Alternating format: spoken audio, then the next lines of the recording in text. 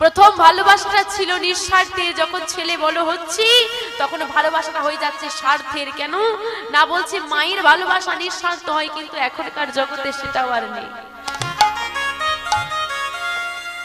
মায়ের ভালোবাসা হয়ে গেছে স্বার্থে। ছেলে চাকরি করবে, হ্যাঁ সুন্দরী বউ একটা বাড়িতে আসবে, বউ রান্না করে দেবে, আমি খাবো,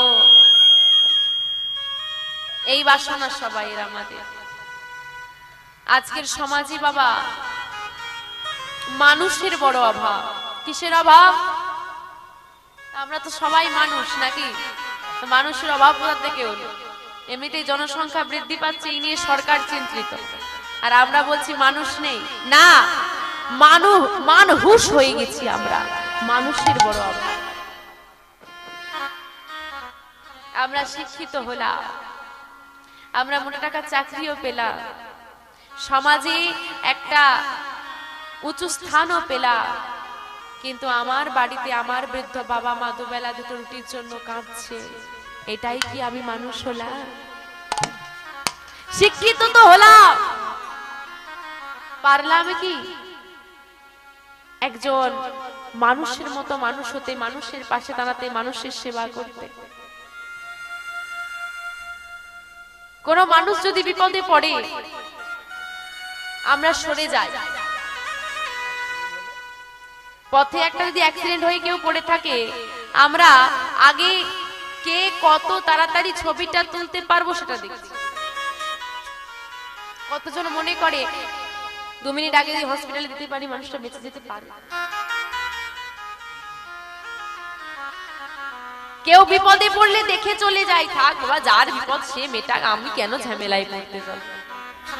এই হচ্ছে আমরা মানুষ। জীবে প্রেম করে যেই জন সেই জনই বেঁচে ঈশ্বর। জীবে ছাড়ো, যেখানে আজকের সন্তানদের পিতা মাতার প্রতি ভালোবাসা হারিয়ে যাচ্ছে, ভগবানের প্রতি ভালোবাসা আসবে। তুমি 10 বার মথুরা, 20 বার বৃন্দাবন, 50 বার মায়াপুর ধাম ভ্রমণ করে চলে এলে, আর তোমার ঘরে তোমার জীবন্ত ভগবান দুবেলা দুটো রুটির জন্য কাঁদে, কষ্ট পায়, সন্তানকে একবার কাছে পাওয়ার জন্য চোখের জলে বুক ভাসায়, তুমি কোনোদিন কৃষ্ণকে পাবে না। হরি বল, হরি বল। তোমার সব থেকে বড় গুরু, তোমার কাছে সব থেকে বড় ভগবান হচ্ছে তোমার পিতা মাতা। আর সেই আজকের পিতা মাতা কেউ বৃদ্ধাশ্রমে পড়ে আছে, কেউ ঘরের এক কোণে পড়ে আছে।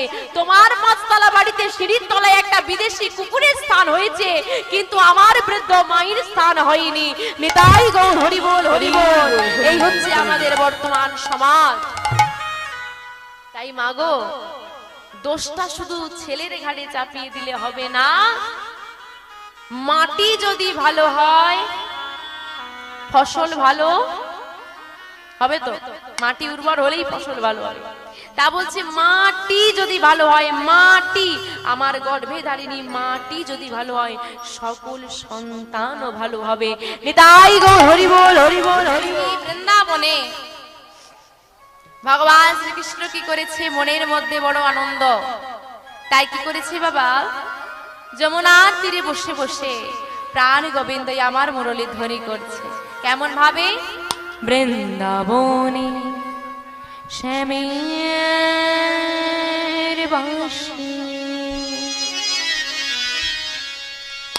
বলে রাধানা,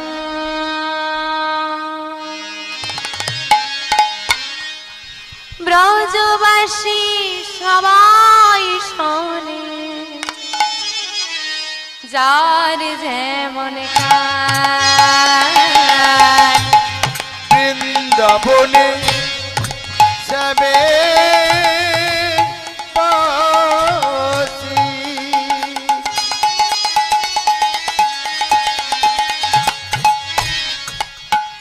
দেখো বলে রাধার না,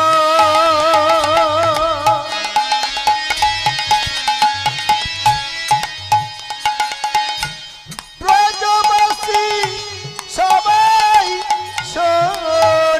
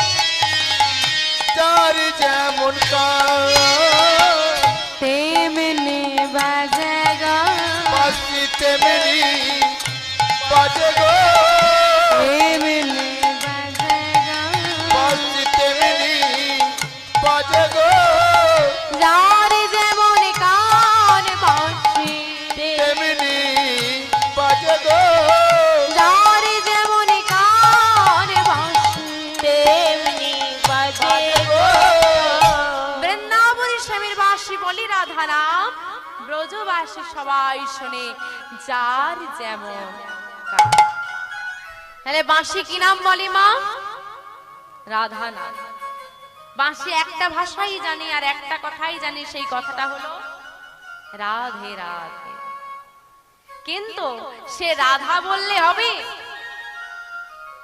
যার যেমন মনোভাব সে তেমন ভাবে শুনছে।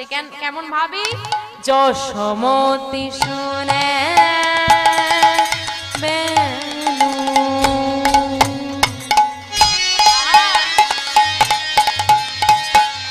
ননি দে মা বলে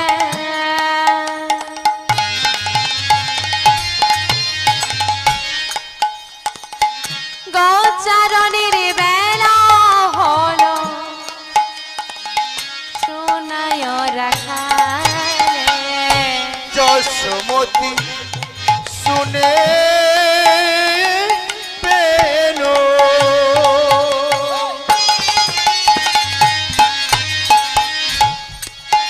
মগননি দেমা বলে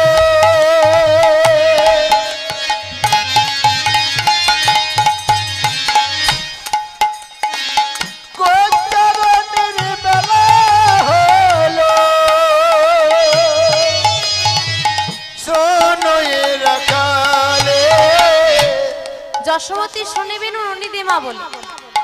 দেখবেন বাবা, মায়েদের মানসিকতাটাই এইরকম। যদি ছেলে বাইরে কোথাও থাকে, মা কি মনে করে? ছেলেটা ঠিক সময় মতো খেলো তো? এটা মনে হয় না? হ্যাঁ, ছেলেটা পেট ভরে খেতে পেলো তো? আদেও খেয়েছে তো সময় মতো? না খেলে শরীরটা ভালো থাকবে না। মায়ের সবসময় নজর হচ্ছে ছেলের খাওয়ার প্রতি, স্বাস্থ্যের প্রতি। তাই যেই না গোবিন্দের বাঁশি বেজেছে, মা যশোমতি মনে মনে চিন্তা করছে আজকে এমন অসময় বাঁশি বেজে উঠলো, আমার মনে হয় গোপালের নিশ্চয়ই ক্ষুধা লেগেছে। তাই গোপাল বেনুর স্বরে আমার কাছে নবনী চাইছে। আর কি বলল? ব্রজবালক শুনেছি কি গোচারণের বেলা হলো সোনায় রাখা। ভগবানের বাঁশি যেই না বেজেছে, শ্রীরাম সুদাম সবাই একে অপরকে ডাকছে আর বলছে শোন রে ভাই কানাইয়ার বাঁশি বেজেছে, তার মানে বুঝলি গোচারণের বেলা হয়েছে, চল আমরা সবাই মিলে যাই। সবাই দল বেঁধে নন্দরাজ শুনে বেনু এনেছি গো বাধা। ব্রজগোপী সবাই শুনে বেনু বলি রাধা রাধা। নন্দ মহারাজ যেই না শুনেছি বাঁশি বাজছে, বাঁশির শটটা যেন ওই নন্দ মহারাজের কানে ঠিক এমনটা গিয়ে বাজলো যে বাবা তুমি দাঁড়াও, আমি তোমার বাধা জোড়া নিয়ে আসছি। আর ব্রজগোপী শোনে বেনু বলি রাধা রাধা। ব্রজগোপী শুনলো কি, এই ললিতা ললিতা ওই শোন, রাধা নামে বাঁশি বেজেছে। রাধা নামে যদি বাঁশি বাজে আমাদেরকে কি আর ঘরে থাকলে চলবে? চল তাড়াতাড়ি করে আমরা সবাই মিলে বিনোদিনীর কাছে যাই। আজকে রাধা নামে যখন বাঁশি বেজেছে, মিলন আজ হবেই হবে। তাই সখীরা কি করেছে, দল বল বেঁধেই রাধা রানীর কাছে ছুটতে ছুটতে যাচ্ছে। আর কি কেমন শুনলো? বৃদ্ধ গোপ গোপী শুনে আশিস মানেল কোটেলা শোনায়ে বেনু পবন খেপিল। বৃদ্ধ গোপ গোপী যত আশিস মানিল কুটিলা শোনায়ে বেনু পবন খেপিল। বৃদ্ধ গোপ গোপী শুনে আশিস মানিল কোটেলা শোনায়ে বেনু পবন খেপিল। বৃদ্ধ গোপ গোপী যত আশিস মানিল কুটিলা শোনায়ে বেনু পবন খেপিল। ও মা, মা আমাকে ডাকছে গো, কুটিলা ডাকছে। কুটিলার মায়ের নাম কি?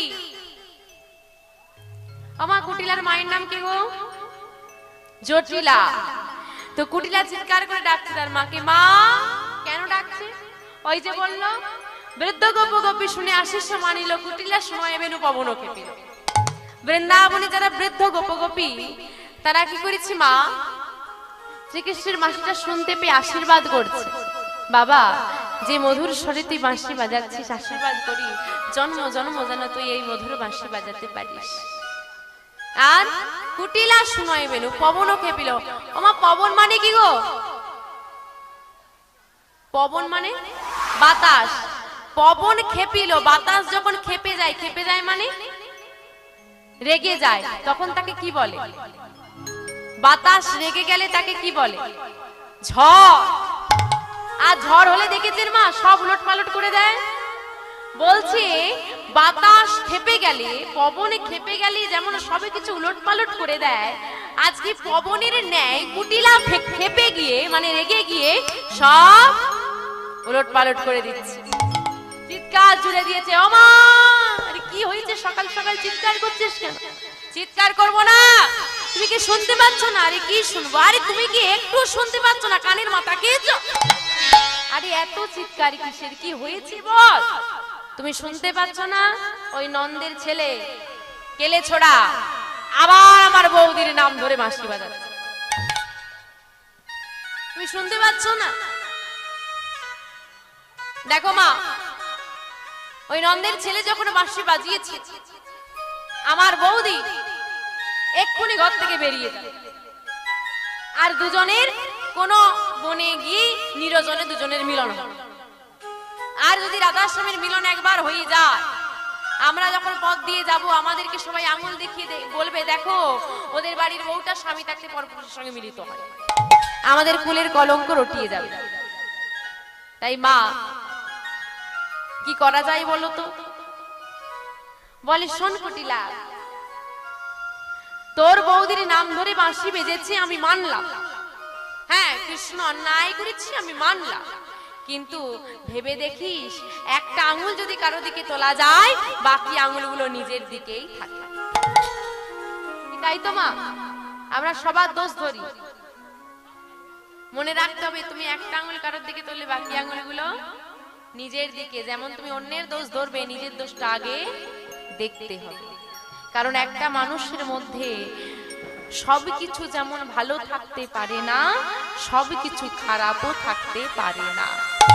স্বয়ং ভগবান যেমন সবার কাছে ভালো হতে পারেনি, ভগবান সবার কাছে ভালো ভালো নয়, তাহলে আমরা তো সাধারণ মানুষ মা, আমরা কি করে সবার কাছে ভালো হতে পারবো? তাই কুটিলা দেখ, তুই কৃষ্ণের দোষ ধরছিস বুঝলাম, তোর বৌদির নাম ধরে বাঁশি বাজিয়েছে, কিন্তু তুই বল দেখি তোর ঘরের বউটা কি ভালো? বাঁশি বাজাতেই পারে, আমি যাব কেন? তাহলে কি করা যাবে মা? কি আর করা যাবে? দেখ পরের ছেলে আবার রাজার ছেলে, তাকে তো আটকে রাখতে পারবো না, আমাদের ঘরের বউটাকে তো আমরা বেঁধে রাখতে পারবো। এক কাজ কর, তুই আজকে রাধারানীকে বাইরে বেরোতে দিবি না। যে এই কথা হচ্ছে মা আর মেয়েতে, ওইদিকে রাধারানী কলসিখানা কাঁখে নিয়ে চলেছে যমুনায় জলান। রাধারানী যেই না ঘর থেকে বেরিয়ে যাচ্ছে, কুটিলা ডাক দিল, বৌদি চললি কোথায়? কেন? যমুনায় জল আনতে। না না না না শোনো বৌদি, আজকে তোমাকে যমুনায় যেতে হবে না। কেন? না আমার মনে বাসনা আজকে যমুনা থেকে জলটা আমি নিয়ে আসবো, তুমি কলসিটা আমায়। রাধারানী চিন্তা করছে আমাকে তো ঘর থেকে বেরোতেই হবে, যা হোক বাহানা দিয়ে। শোনো নন্দিনী, তুমি যদি এখন কলসি নিয়ে জল আনতে যাও, পাড়া প্রতিবেশী কি বলবে? ঘরে বৌদি থাকতে ননদিনীটাকে দিয়ে জল আনতে পাঠিয়েছে, সবাই আমার নিন্দে করবে। এটা আমি হতে দেব না, আমি নিজেই জল আনতে যাবো প্রতিদিনের ন্যায়। কুটিলা বলছে, বৌদি তুমি যে কেমন, তুমি যে কেমন সারা বৃন্দাবন জানে, কাউকে আর বোঝাতে হবে? প্রতিদিন তুমি জল আনতে যাও, সবাই দেখি, একটা দিন আমি গেলে কেউ কিছু বলবে না, দাও কলসিটা দাও। জোর করে রাধারানী থেকে কলসিটা কাড়িয়ে নিলেন। এই না কুটিলা কাড়িয়ে নিয়েছি মা, এদিকে রাধারানী বলছে, দেখো তুমি কলসি নিয়ে নিলে কি হবে? জল নাই বা আনতে গেলাম, স্নান তো করতে যেতে হবে যমুনায়। আমরা স্নান করে যমুনায় দাঁড়িয়ে নিজ নিজ কুলদেবতার পূজা করি, আমাদের সংসারের মঙ্গল কামনা করি, সেটা তো আমাদেরকে করতে যেতেই হবে। কুটিলা বলল, বৌদি যদি মনে ভক্তি থাকে, রণে বনে জনে জঙ্গলে যেখানে থাকবে সেখানে বসেই গোবিন্দ কৃপা পাওয়া যায়, ভগবানের কৃপা পাওয়া যায়, সাধনা করা যায়। হরি হরি। কি বলছে মা? যেখানেই থাকো না কেন, যেখানেই বিপদে পড়ো না কেন, যদি মন প্রাণ এক করে তুমি তাকে রাখতে পারো, সে সেখানেই গিয়েই তোমার সাহায্য করবে। তাই বৌদি, তুমি স্নান করে ঘরে বসো, আমি তোমার জন্য বাগান থেকে ফুল তুলে দেবো, যমুনা থেকে জল এনে দেবো, ঘরে বসে পূজা করো। রাধারানীকে আজকে গৃহবন্দী করা হলো। রাধারানীকে গৃহবন্দী করেছি মা জটিলা কুটিলা। রাধারানী নিরজনে বসে আছেন নিজ মন্দিরে, ওইদিকে সখীরা সব মনের আনন্দে আজকে রাধা শ্যামের মিলন হবে বলে মনের মতো করে পুষ্প চয়ন করে নিয়ে রাধা নাম গাইতে গাইতে রাধারানীর কাছে আসছে। চলুন মা, সখীর সঙ্গে আজকে সবাই মিলে আমরা রাধা নাম গাইব। রাধে রাধে জপা করো, কৃষ্ণ নাম রস পিয়া করো। রাধে রাধে জপ করো, কৃষ্ণ নাম রস পিয়া করো। राधे राधे जपा करो, कृष्ण नाम रस पिया करो। राधे राधे जप करो, कृष्ण नाम रस पिया करो। राधे राधे जपा करो, कृष्ण नाम रस पिया करो। राधे राधे जप करो, कृष्ण नाम रस पिया करो। राधे राधे जपा करो, कृष्ण नाम रस पिया करो। राधे राधे जप करो, कृष्ण नाम रस पिया करो। राधे राधे जपा करो, कृष्ण नाम रस निताई हो हरि बोल हरि बोल हरि बोल। राधे जपा करो, कृष्ण नाम रस पिया करो। राधे राधे जपा करो, कृष्ण नाम रस पिया करो।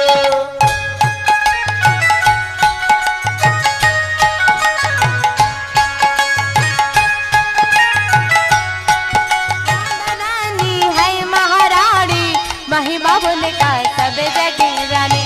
राधा रानी है महारानी, महिमा उनको सारी जग जानी।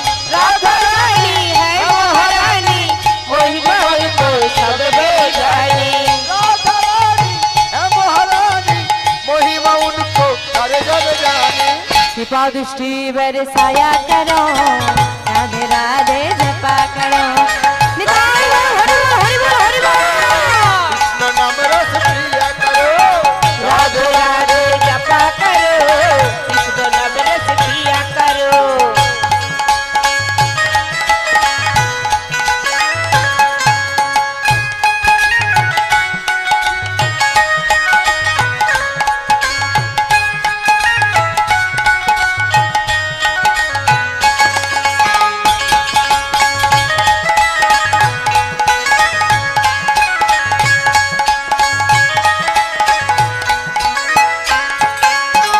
राधा देगी तुमको शक्ति, मिलेगी तुमको कृष्ण की भक्ति।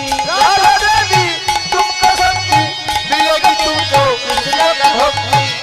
राधा देगी तुमको शक्ति, मिलेगी तुमको कृष्ण की भक्ति। অর্থাৎ যে জন রাধা রানীর নাম গাইবে, রাধা নামে মাধবে, তাকে রাধা রানী শক্তি দেবে, আর সেই শক্তি বলেই গোবিন্দ কৃপা লাভ হবে।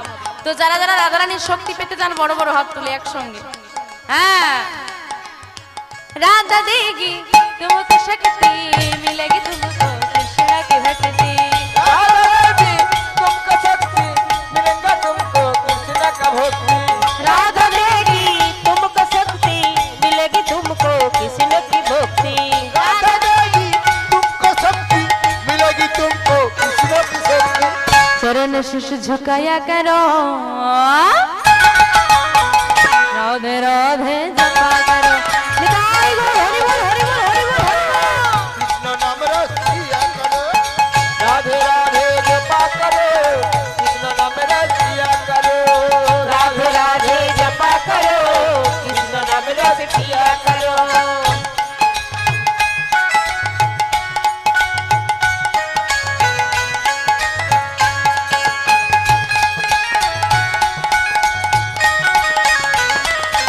রাধে রাধে জপ করো কৃষ্ণ নাম রস পিয়া করো রাধে রাধে জপ করো কৃষ্ণ নাম রস পিয়া করো। সখীরা মনের আনন্দে আজকে মিলন হবে বলে মনের আনন্দে রাধা নাম গাইতে গাইতে রাধারানীর মন্দিরে এসে প্রবেশ করে দেখছে রাধারানী মৌন বদনে বসে আছে। এই রায়, কি হয়েছে তো, তুই এরকম চুপচাপ বসে আছিস যে? আজকে শ্যামের বাঁশি বেজেছে, তুই শুনিসনি? তোর যমুনায় যাওয়ার কথা, কই এলি না তো? কি হয়েছে তো? রাধারানী দুটি নয়ন ধারায় বুক ভাসিয়ে বলছে, ওরে সখী, প্রাণ গোবিন্দের বাঁশি বেজেছে, আমি শুনেছি, আর আমার যমুনায় যাওয়ার কথা ছিল, আমি ভুলিনি, আমার মনে আছে। কিন্তু জানিস সখী, আমি এমন হতভাগিনী, এমন অভাগিনী, প্রাণ গোবিন্দকে আমি মোর প্রাণ দিয়ে ভালোবাসি, নিজের কথা না ভেবে যার কথা ভেবেছি, নিজে যা সর্বস্ব ছিল যার চরণে অর্পণ করে দিয়েছি, নিজের বলে কিছু রাখিনি সখী। সেই প্রাণবধূ আমাকে এমন ঘরে পাঠিয়েছে যে ঘরে কৃষ্ণ বলে কাঁদা তো যায় না। শুধু তাই নয় সখী, আজকে শ্যামের বাঁশি বেজেছে জেনেও আমি তার সেবায় যেতে পারলাম না। হে আমার কেমন জীবন, যাকে ভালোবাসি, যাকে নিজের যা ছিল সর্বস্ব উজাড় করে দিয়েছি, আমি সে ডাকলো তথাপিও আমি তার কাছে যেতে পারলাম না। ওরে সখী, বলতে পারি গোবিন্দ সেবার জন্য যে জনম আমি পেয়েছি, যদি সেই জনমে গোবিন্দ সেবা করতে না পারি, এই জনমের কি অর্থ হয়? বিনোদিনী, তুই কাঁদিস না, তুই জানিস না বিনোদিনী, তুই জানিস না সে যে ভক্তের ভগবান। যদি সে আজকে মাস বাজিয়েই থাকে আর তোকে যদি সে ডেকেই থাকে, ওরে বিনোদিনী, তুই চিন্তা করিস, সে নিশ্চয়ই একটা উপায় বার করে দেবে। আমরা কিন্তু একটা প্রশ্ন রেখে গেছি বাবা, আমরা বলে গিয়েছি যার যেমন ভাব সে তেমন ভাবে বাঁশি শুনবে, আর যার মনে ভক্তি নেই সে বাঁশি শুনতে পাবে না। জটিলা কুটিলা তো কৃষ্ণ বিদ্বেষী, কি তাই তো? আবার জটিলা কুটিলা কৃষ্ণকে ভালোবাসে? ভালোবাসে না। তাহলে কিভাবে জটিলা কুটিলা রাধা নামের বাঁশি শুনলো? শোনা তো সম্ভব নয়। ভক্তি যার সেই একমাত্র শুনতে পাবে। জটিলা কুটিলার মনে যদি ভক্তি না থাকে, গোবিন্দকে ভালো না বাসে, তাহলে সে কেন কৃষ্ণ নামে বাঁশি শুনতে পেল? রাধা নামে বাঁশি বেজেছে, গোবিন্দের বাঁশি। পদকর্তা এক পাশে বলেছে, ওগো জটিলা কুটিলা কৃষ্ণ বিদ্বেষী কে বলেছে? জটিলা কুটিলা যদি গোবিন্দকে ভালোবাসতে না পারে, তাহলে ইহ জগতে কেউ ভালোবাসতে পারে না। ভক্ত দুই রকম হয়, মা, অন্তর জগতের ভক্ত, বহির্জগতের ভক্ত। কিছু জন ভক্তই আছে বাবা যারা প্রকাশ করে যে আমি গোবিন্দকে ভালোবাসি, যারা বাইরে বোঝা যায়, যেমন রাধারানী। আর কিছু ভক্ত আছে যারা গোবিন্দকে ভালোবাসে কিন্তু অন্তরে, বাইরে দেখলে বোঝা যায় না। আমরা রামায়ণে একটা চরিত্র পাই, মা, কৈকেয়ী। কৈকেয়ীর নাম শুনেছেন তো মা? কৈকেয়ীর সন্তানের নাম কি ছিল? ভরত, রামের সৎমা। এবার বলুন তো মা, আমরা রামায়ণে যতগুলো চরিত্র পাই সব থেকে খারাপ চরিত্র কোনটা? আপাত দৃষ্টিতে দেখলে কৈকেয়ী চরিত্র কিন্তু সব থেকে খারাপ, তাই না? একজন মা হয়ে নিজের ছেলেকে রাজা করার জন্য অন্য ছেলেকে বনবাসে দিয়েছিল, কি তাই তো? একটা মা হয়ে কি এটা করা উচিত? একটা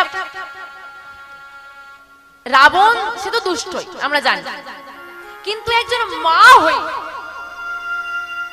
সন্তানকে বনবাসে দিল, এটা সব থেকে খারাপ লাগে না? তুমি কোনো না কোনো সন্তানের তো মা, রামকে নয় তুমি গর্বে ধরো, তুমি তো মা হয়েছো, কি করে অন্যের সন্তানকে তুমি বনবাসে দিলে? আমরা সবাই কইকেয়ীকে খারাপ চোখে দেখি, সব নাম পাবেন দেখবেন আমরা কইকেয়ী নামে আমাদের মেয়েদের নাম রাখি না। কেউ রেখেছি শুনেছেন খারাপ বলেন না? বাইরেটা আমরা সবাই দেখেছি খারাপ। ওই যে বললাম মা ভক্ত দুই রকম, অন্তর জগতের বহিরের জগতে। রামকে আমরা ভালোবাসতে দেখেছি অনেককে, কিন্তু কইকেয়ীর মতো করে রামায়ণে রামকে কেউ ভালোবাসতে পারে না। কেন বনবাসে দিয়েছিল? 14 বছরই কেন বনবাস? কেন 13 নয়, কেন 12 নয়, কেন 14 বছরই বনবাস হয়েছিল রামের? রাম যখন বয়স 12 বছর গুরু গৃহ থেকে ফিরল, রাম ফিরেছে যুদ্ধবিদ্যা অস্ত্রবিদ্যায় একদম পারদর্শী হয়ে শিক্ষা জ্ঞান লাভ করে রাম ফিরেছে, অপরূপ দেখতে। আজকে সারা রাজ্যে আনন্দের জোয়ার, রাম ফিরেছে। পিতা মাতার খুব আনন্দ, রাম ফিরেছে। রামকে দেখে আনন্দিত হয়ে রামের জ্ঞান গুণ প্রজাদের প্রতি ভালোবাসা দেখে আনন্দের জোয়ার বয়ে যাচ্ছে, সবাই আনন্দ করছে, কিন্তু একজনেরই চোখে জল এসেছিল, তিনি কে? মাতা কইকেয়ী।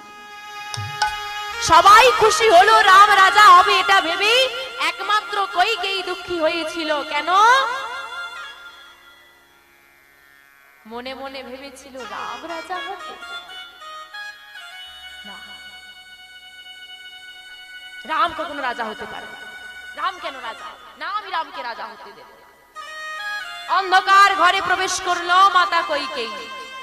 রাজার কর্ণে খবর গেল মাতা কইকেয়ী অন্ধকার ঘরে প্রবেশ করেছে, খাওয়া দাওয়া বন্ধ করেছে। কি এমন আনন্দের দিনে কইকেয়ী এমন ব্যবহার করছে কেন? বেশ তোমরা যাও, আমি দেখছি। মহারাজ দশরথ এলো, তুমি এখানে কি করছো কইকেয়ী? এই অন্ধকার ঘরে কেন প্রবেশ করেছো তুমি? মহারাজ, নিজের জীবন বাজি রেখে আপনার জীবন আমি বাঁচিয়েছিলাম যুদ্ধে। সেদিন যুদ্ধক্ষেত্রে আপনি বলেছিলেন যে আমার প্রাণ বাঁচানোর জন্য অনেক ধন্যবাদ, আমার প্রাণ যেহেতু তুমি বাঁচিয়েছো, তোমাকে দুটো আমি বরদান দিতে চাই, তুমি চেয়ে নাও। সেদিন কইকেয়ী কি বলেছিল? থাক মহারাজ, এখন নয়, আমি সময় মতো চেয়ে নেব। আজ সেই দিন, আজ আমি চাই আমাকে সেই দুটি বরদান দিতে হবে। বেশ, বলো কি বরদান? প্রথম বরদানে দিতে হবে রাম যাবে 14 বছরের জন্য বনবাস। নিতাই গৌর হরি বল, হরি বল, হরি বল। না,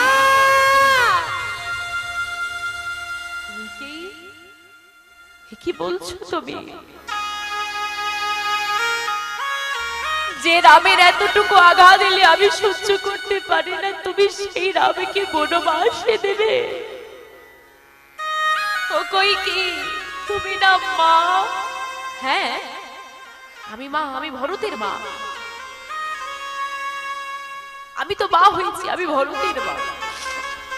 তাই মহারাজ, আমার প্রথম বরদান রাম যাবে 14 বছরের বনবাস, আর দ্বিতীয় আমার ভরত হবে রাজা। মহারাজ দশরথ বলে উঠলেন, না, আমি বেঁচে থাকতে তা কোনোদিন হবে না। আমি যখন বলেছি রাম রাজা হবে, তো রাম রাজা হবে। বেরিয়ে গেলেন অন্ধকার কুটির থেকে ওই মহারাজ দশরথ। আমার কইকেয়ী কাঁদছে বসে বসে, হে দয়াময়, তুমি রামকে বনবাসে দাও। কেন? ভরত রাজা হবে বলে? না, মহারাজ দশরথের অভিশাপ ছিল, যদি তোমার কোনো পুত্র সন্তান 25 বছরের আগে রাজা হয়, তৎক্ষণাৎ তার মৃত্যু হবে। আর রামকে যখন রাজা ঘোষণা করতে চলেছে তখন রামের বয়স কত? মাত্র 12 বছর। রাম রাজা হবে বলে আনন্দিত হয়ে সবাই এই কথাটা ভুলে গেলেও কইকেয়ী ভোলেনি। তাই সবাই আনন্দ করলেও কইকেয়ীর চোখে জল কেন? না রাম রাজা হলেই রাম মারা যাবে। এখনো কথা হলো বাবা, রাম তো বড়, কি সবার বড় কে? রাম। ক ভাই? কর ভাই? 4 ভাই, রাম লক্ষ্মণ ভরত শত্রুঘ্ন। সব থেকে বড় কে? রাম। তাহলে রামের বয়স যদি 12 বছর হয়, ভরতের বয়স কি বেশি ছিল? 12 থেকে বেশি। তাহলে রাম যদি সিংহাসনে বসলে রাম মারা যায়, ভরত সিংহাসনে বসলে তো ভরত মারা যাবে। এইবার প্রমাণ করে দেখুন কেমন মা। মনে মনে বলছি আমি যে রামকে বড় ভালোবাসি, ভরতকে আমি গর্বে ধরেছি, ঠিকই আমি রামকে বড় ভালোবাসি। আমার ভরত যদি সিংহাসনে বসে তার প্রাণ চাই তো যা,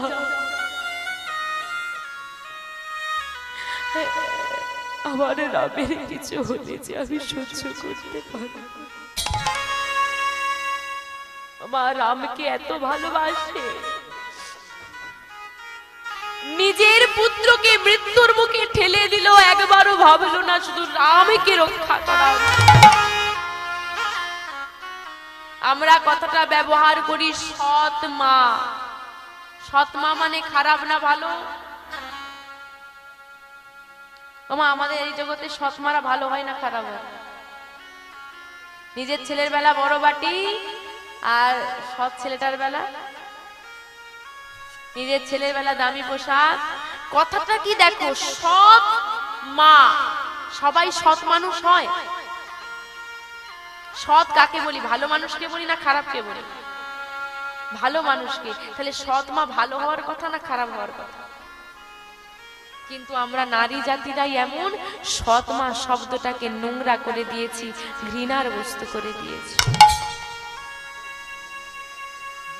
বাহির জগৎ থেকে দেখে কিন্তু আমরা সৎ মা হিসেবে, সৎ মা যে খারাপ তার একটা দৃষ্টান্ত পাই কইকেয়ী। কিন্তু অন্তর জগতে ভেবে দেখবেন কইকেয়ীর মতো মা আর কেউ হতে পারবে না, যে নিজের গর্ভের সন্তানকে মৃত্যুর মুখে ঠেলে দিয়ে ও সৎ ছেলেটাকে আগলে রেখেছে। রাম যদি বনবাসে চলে যায়, রাম তো আর রাজা হতে পারবে না। রামের বয়স কত এখন? আসতে বাবা, এদিকে আসতে বলতে বলো কথা। বাবা, রামের এখন বয়স কত? 12 বছর। কত বছরের বনবাস? কত বছরের বনবাস? 12 বছর এখন বয়স। বনবাসটা কত বছরে? 14। 12 আর 14 কত হয়? 26। 25 বছরের আগে রাজা হলে তো মৃত্যু আছে।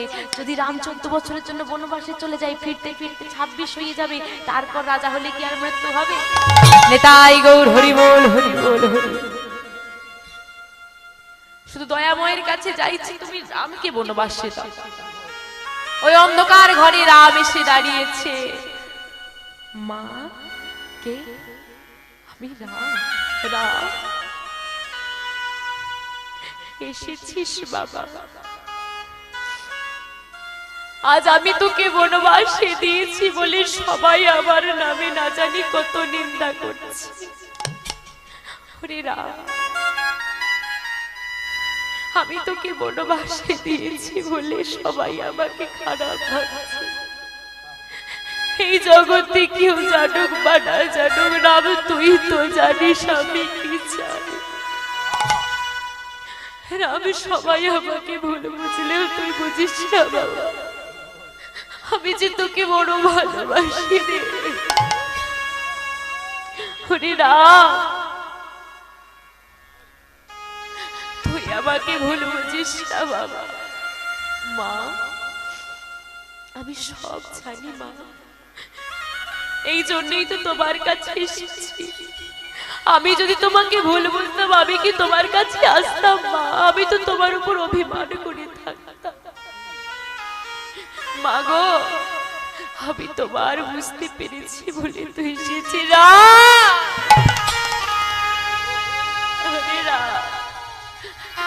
তুই তো বনবাসে চলে যাবি, রাম তোকে আর আমি জড়িয়ে ধরতে পারবো না। রামের এই শেষ বাড়ির মতো আমি তোকে আলিঙ্গন করি বাবা। ওরে আমার প্রাণের রাম, ওরে রাম,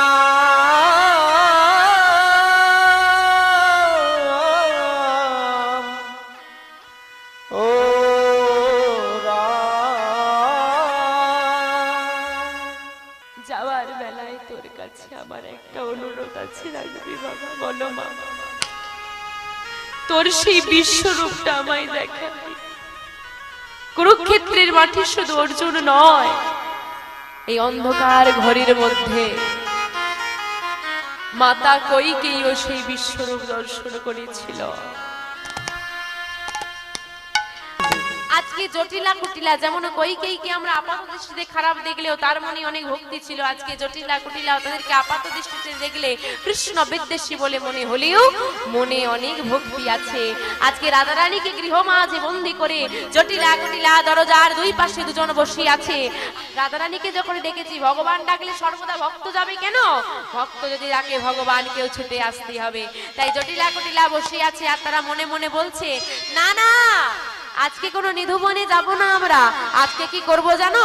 নিজ মন্দিরে দেখব যুগল, নিজ মন্দিরে দেখবো যুগল, নিজ মন্দিরে দেখব যুগল, নিজ মন্দিরে দেখবো যুগল, বাড়িজি মাই বসে, নিজ মন্দিরে দেখবো যুগল, মাইঝি ঘরে বসে, নিজ মন্দিরে দেখবো যুগল, নিধুবনে যাব না আর, নিজ মন্দিরে দেখবো যুগল, নিধুবনে যাব না আর। নিজ মন্দিরে দেখবো যুগল। না না, নিধুবনে আর যাব না, আমরা এই গেটের সামনেই বসে থাকবো সদর দরজা ঘিরে। দেখি গোবিন্দ কেমন করে আসি আর কেমন করে তারা রাধারানীর কাছে যা। এদিকে রাধারানী নিরজনে মন্দিরে বসে যখন নয়ন ধারায় বুক ভাসাচ্ছি মা, ভগবান সব সহ্য করতে পারে না দুটি জিনিস। এক হলো ভক্তের অহংকার, দ্বিতীয় ভক্তের চোখের জল। যেই না রাধারানী মা নয়ন ধারায় বুক ভাসিয়ে ডাকছে, ওইদিকে গোবিন্দ আর থাকতে পারলেন না। গোবিন্দ মনে মনে চিন্তা করছে, এবার আমাকে যেতে হবে। ভক্ত যখন ডেকেছে এবার যেতেই হবে, আর কষ্ট দিলে হবে না। গোচারণের খেলা ছেড়ে দাদার কাছে গিয়ে বলছে, দাদা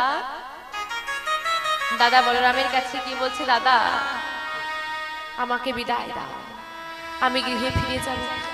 কেন রে ভাই, কি হয়েছে? শরীর টরীর খারাপ নাকি? না দাদা, যখন আমি গোচারণী আসছিলাম আমার মা আমাকে নয়ন ধারায় বুক ভাসিয়ে বিদায় দিয়েছিল। তাই মায়ের সেই নয়নের বাড়ির কথা যেই না আমার মনে পড়ছে, আমার মন বড় চঞ্চল হয়ে উঠছে, আমাকে বিদায় দাও। দাদা বললেন, বেশ, গৃহে যদি ফিরে যেতেই হয় আমিও সঙ্গে যাব, কারণ আমি মাকে কথা দিয়ে এসেছি তোর কোনো ক্ষতি হতে দেব না। তাই তোকে একা আসতে আমি দিতে পারি না। জানিস গো বাপ, তোর যাতে ক্ষতি না হয়, তোর যাতে কোনো অসুবিধে না হয়, তোর যাতে কেউ কোনো ক্ষতি না করতে পারে, আমরা কি করি জানিস? কি করো দাদা? যাতে কোরা খালো মেলি মধ্যে রাখিব না মানে, আরে যাতে কোরা খালো মেলি মধ্যে রাখি বনমালী, যাতে কোরা খালো মেলি মধ্যে লয়ে বনমালী, আরে যাতে কোরা খালো মেলি মধ্যে রাখি বনমালী, মন্ডলী করিয়া সবই যায় মরি হায় রে, আরে মন্ডলী করিয়া সব যায় মরি রে, মন্ডলী করিয়া সবই যায় মরি হায় রে, আরে মন্ডলী করিয়া সব যায় হায় রে, একা কেন যাবি রে, আই তুই একা কেন যাবি রে, একা কেন যাবি রে, আই তুই একা কেন যাবি রে, নি তুই একসাথে আই যাই, তুই একা কেন যাবি রে, নি তুই একসাথে যাই একা কেন যাবি রে, ভাই একা কেন যাবি? একসঙ্গে প্রতিদিন যাই, একা ছাড়বো না। দাদা, এই যে গোচারণের খেলা হচ্ছে, তুমি আর আমি তো প্রধান, তা তুমি আর আমি দুজনেই যদি চলে যাই, গোচারণের খেলা কেমন করে হবে বলো দাদা? তুমি চিন্তা করো না, তুমি তো আমাকে চেনো, আমার কিচ্ছু হবে না দাদা, বিদায় দাও। দাদার থেকে বিদায় নিয়ে গোচারণের খেলা শেষ করি। ওমা, আজকে কার কাছে যাবে প্রাণ গোবিন্দ? রাধারানীর কাছে। কিন্তু মা রাধারানীর কাছে না গিয়ে আজকে রাধারানী নয়নদারে বুক ভাসিয়ে ডাকছে প্রাণ গোবিন্দকে। কিন্তু রাধারানীর কাছে না গিয়ে প্রাণ গোবিন্দ কি করেছে, মা তাড়াতাড়ি করে ঘরে ফিরে এসেছে। আর যশোমতী মা দূর থেকে দেখতে পাচ্ছি গোপাল আসছে। যেই না গোপালকে দেখতে পেয়েছে, মায়ের ভয়ে অন্তরটা কেঁপে উঠেছে। হে কি, এমন অসময় আমার গোপাল ফিরে আসছে, আমার গোপালের মনে হয় কিছু ক্ষতি হয়েছে। ঘরে সব কাজ ফেলে দিয়ে ছুটতে ছুটতে গিয়ে গোপালকে কোলে তুলে নিয়েছে। গোপালকে কোলে তুলে নিয়ে বলছে, বাবা তুই এত তাড়াতাড়ি ফিরে এলি যে, তোর কি শরীর টরীর খারাপ হয়েছে? বল না গোপাল, কি হয়েছেটা কি তোর? মা এত তোলা হচ্ছে কেন? আমার কিচ্ছু হয়নি। তাহলে ফিরে এলি যে বাবা? জানো মা, আমি আজকে যখন গোচারণে খেলা খেলছিলাম, আমার তো বড় তোমার কথা মনে পড়ছিল, তাই তোমার কথা মনে পড়েছে বলে আর গোচারণে থাকতে পারলাম না, চলে এলাম। বাহ, বেশ ভালো করেছিস। আয় গোপাল, তোকে একটু খাইয়ে দি, অনেক বেলা হয়ে গেছে। ওমা শোনো শোনো, কি হয়েছে জানো মা? আমি যখন পথ ধরে আসছিলাম না একা একা, একটা ঘটনা ঘটেছে, শুনবে মা? শুনবে? কি ঘটনা বল? আজকে মায়ের কোলের ওপর উঠে গলাটা জড়িয়ে ধরে মা বলছে, কি বলছি গো? গোপাল বলছে, ও মা আজ কহিছে যাদবরায়, কহিছে যাদবরায়, কহিছে যাদবরায়, আজ কহিছে যাদবরায়, তিরছানা নাড়ু লইয়া জটিলা, তিরছানা নাড়ু লইয়া জটিলা, তিরছানা নাড়ু লইয়া জটিলা, তিরছানা নাড়ু লইয়া জটিলা, আমারে খাওয়াতে চায়, তিরছানা নাড়ু লইয়া জটিলা, আমারে খাওয়াতে চায়। বলে মোদের ঘরে আই রে গো, মোদের ঘরে আয় রে গোপাল, মোদের ঘরে আই রে গো, বলে মোদের ঘরে আয় রে গোপাল, তিরছানা নাড়ু খেতে দেব, মোদের ঘরে আয় রে গোপাল, তিরছানা নাড়ু খেতে দেব, মোদের ঘরে আয় রে গোপাল। গোপাল কি বললি তুই? জটিলা কুটিলা তোকে ডেকেছে ক্ষীরছানা নাড়ু খাওয়াবে বলে? হ্যাঁ গো মা, মিথ্যে কথা বলছো তুমি আমার? না মা না, বিশ্বাস করো, আমি মিথ্যে বলছি না, সত্যি বলছি। আচ্ছা, যে জটিলা কুটিলা কৃষ্ণ নাম শুনলে 10 হাত ধরে ছিটকে যায়, সেই জটিলা কুটিলা তোকে আদর করে ক্ষীরছানা নাড়ু খাওয়াবে বলেছে? ও মা, তুমি কেন বোঝো না, এই বৃন্দাবনে সবাই আমাকে ভালোবাসে। আসলে আমি একটু দুষ্টমি করি তো, তাই রাগ দেখায়। তাই বলে সে যে আমাদের কি ভালোবাসে না এমনটা হয় নাকি মা? ও মা, ওরা আমাকে ডেকেছে, আমি যাব। আচ্ছা গোপাল, একটা কথা বল দেখি, তুই তো সবার বাড়িতে ক্ষীরছানা নাড়ু চুরি করে খাস, তাও তোর মন ভরে না। আজকে যখন চেঁচে তোকে দিতে চাইলো ক্ষীরছানা নাড়ু, তুই গেলি না কেন? কি রে গোপাল কি করেছে, মায়ের গলাটা জড়িয়ে ধরে মাকে বলছে, মা আমি কি বললাম জানো? আমি বললাম না না, আমি তোমাদের ঘরে যাব না। ওরা বললো কেন? আমি বললাম, আমি যে আমার মায়ের একার গোপাল, আমার মায়ের যে আমি ছাড়া আর কেউ নেই, তাই আমি যদি মাকে না বলে চলে যাই, আমার মা যে বড় চিন্তা করবে, আমি আমার মাকে কষ্ট দিতে পারবো না, আমার মায়ের অনুমতি ছাড়া আমি যেতে পারবো না। মা, মায়ের মন ভোলানোর জন্য গোপাল কত মিষ্টি মিষ্টি কথা বলছে। মা বলছে, তাই গোপাল? হ্যাঁ মা, আমি তোমার অনুমতি না নিয়ে কেমন করে যাই বলো? তুই আমাকে এত ভালোবাসিস গোপাল। হ্যাঁ মা। ও মা শোনো, আমি ওদেরকে বলে এসেছি, যদি আমার মা অনুমতি দেয় তবেই আসো, এখন যদি না যাই ভাববে তুমি যেতে দিলে না। ও মা, তুমি আমাকে অনুমতি দাও, আমি জটিলা কুটিলার বাড়ি যাব। বেশ,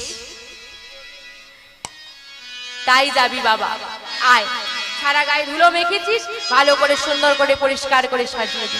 মা কি করেছে, গোপালকে সুন্দর করে মাথায় চূড়া দিয়ে মোহর বেনু দিয়ে কৃষ্ণ বেশে সাজিয়ে দিয়ে, যেই না কৃষ্ণ বেশে সাজিয়ে দিয়েছে, গোপাল মনে মনে চিন্তা করছে, মা তোমাকে যা বলেছি সব মিথ্যে। এখন যদি আমি এই কৃষ্ণ বেশে জটিলা কুটিলার বাড়ি যাই, বাড়িতে ঢুকতে হবে না, সামনে রাস্তা দিয়ে গেলে ওদের মাথায় বাজ পড়বে। কি করা যায়? মাকে বলছে, ও মা, আমি যেখানে যাই তুমি আমাকে এমন ভাবে কৃষ্ণ বেশে সাজিয়ে দাও, আমার মোটে চূড়া ধরা বাঁশি এবার অঙ্গনে রাখি, চূড়া ধরা বাঁশি এবার অঙ্গনে রাখিয়া, চূড়া ধরা বাঁশি এবার অঙ্গনে রাখি,